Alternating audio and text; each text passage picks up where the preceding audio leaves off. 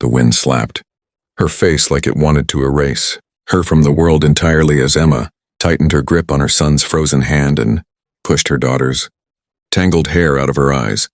Thanksgiving night wasn't supposed to feel like punishment, but the universe had decided otherwise. The sky was black and starless, as if even heaven didn't want to look at their situation.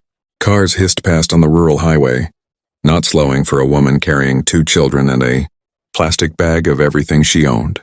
Emma hadn't cried yet. She didn't have the energy left. Her husband's voice still rang in her ears, shouted accusations, slammed doors, the terrifying crash of glass, and finally, the horrible moment his mother had looked her right in the eyes and said, "Leave before he does something we can't take back." So she left.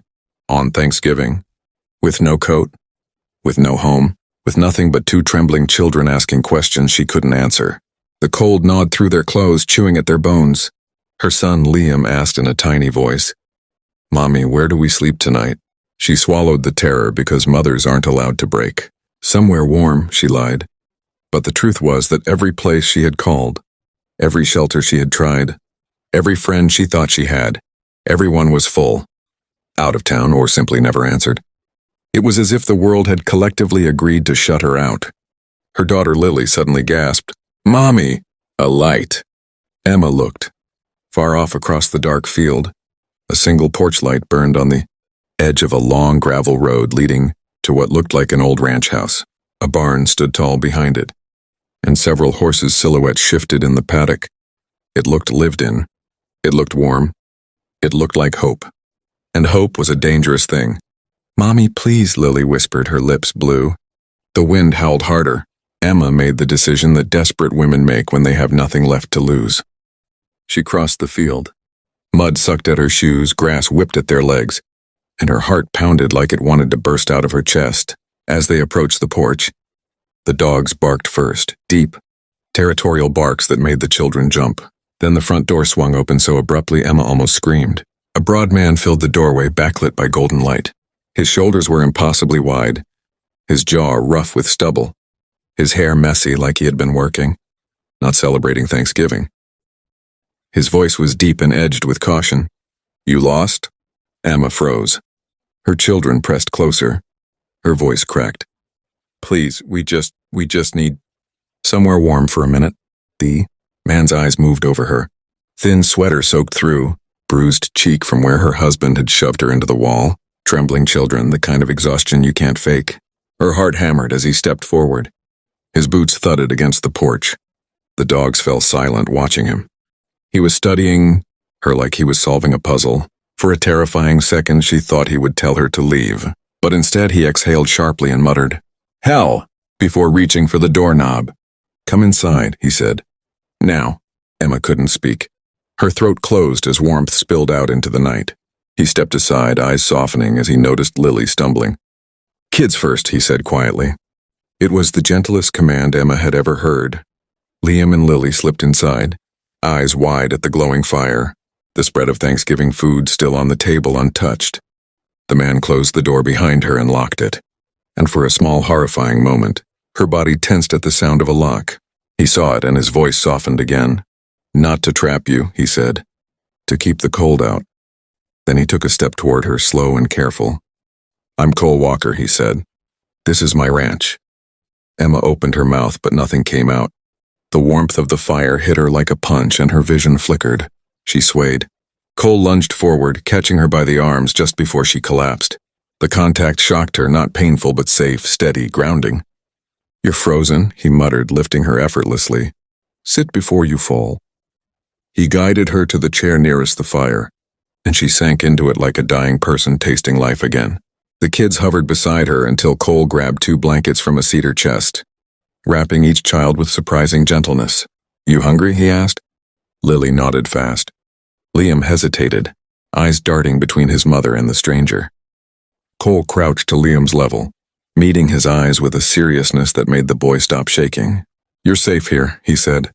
Something in his tone wasn't a promise, it was a vow. As Cole began fixing plates of food, Emma's eyes filled with tears she couldn't stop. She hated crying in front of strangers. She hated crying at all. Cole glanced back and froze when he saw her tears. "You want to tell me who did that to your face?" he asked quietly. She flinched. Lily spoke before Emma could. Our old house wasn't safe. Cole's jaw clenched so tightly a muscle jumped. He looked like a man who had seen too much and tolerated too little. Well, he said, voice low, no one's touching you or these kids. While you're under my roof, Emma opened her mouth, but her voice broke entirely. Cole held up a hand not to silence her but to spare her. Eat first, he said gently. Talk later. For the first time since she'd fled her home, Emma felt the smallest flicker of safety. Maybe even something dangerously close to trust. But she had no idea, absolutely no idea, that the peace of this warm ranch house was only the beginning, and that danger had followed her across the dark fields like a shadow still hungry for her fear. Emma woke hours later, to the crackle of the fire and the quiet hum of ranch life outside the windows, wind against the barn, horses snorting, the far-off clink of metal. The house was warm, cozy, almost unreal. Her children slept curled under quilts on the couch. She blinked, confused, until a deep voice murmured, "You're safe." Cole sat in a worn leather chair near the fire, still dressed, boots on, hat resting beside him. He looked like he hadn't slept at all. He stared at her face with something between concern and anger. Not anger at her, but at what he'd seen.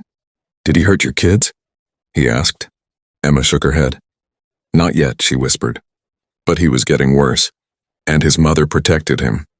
"They wanted me gone." Cole leaned forward, elbows on his knees. "They throw you out with nothing?" "Yes." Cole's jaw clenched again. "Damn." He exhaled long and slow. "You got anywhere you can go? Family? None. Friends? Not anymore."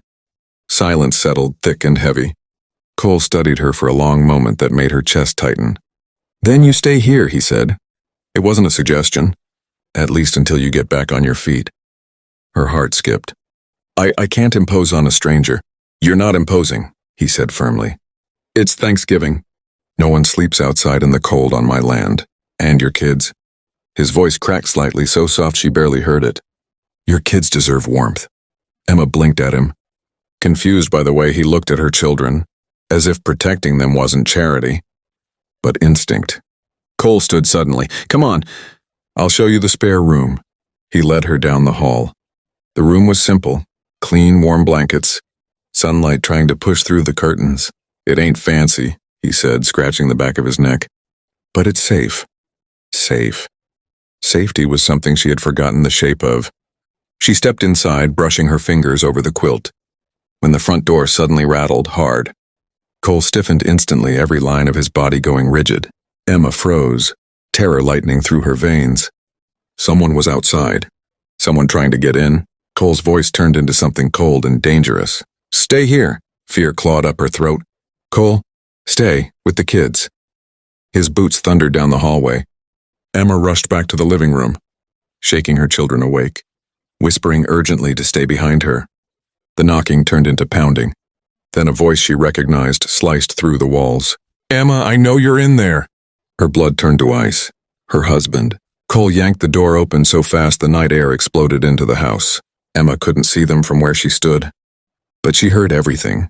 The mocking laugh of her husband, the steel in Cole's voice. "You threw her out," Cole said.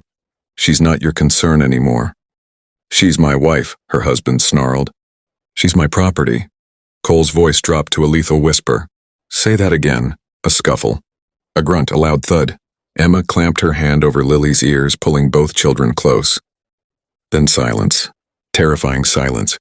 She was shaking when Cole finally reappeared in the doorway, breathing hard, eyes blazing with a fury she had never seen in anyone, not even her husband. But he wasn't angry at her. He was furious for her. "He's gone," Cole said, voice shaking with adrenaline. "He won't be back tonight." Emma collapsed onto her knees, sobs finally ripping free after years of being locked tight. Cole knelt beside her without hesitation, strong hands steadying her arms but not trapping her, guiding her but not controlling her. For the first time, she realized she wasn't afraid of a man touching her. Not this man. "Emma," Cole murmured, lowering his voice so only she could hear. No one is ever putting their hands on you again." She cried harder, burying her face in her hands. Cole gently lifted her chin until she met his eyes. "I meant what I said," he whispered. You stay here as long as you need. Thanksgiving or not, this door stays open to you. And my heart. He hesitated, breath unsteady. It seems like it already made its choice. Emma's breath caught. She couldn't speak. Couldn't think. Could only feel the terrifying, unbelievable truth settling into her bones. Her life had ended on one Thanksgiving night.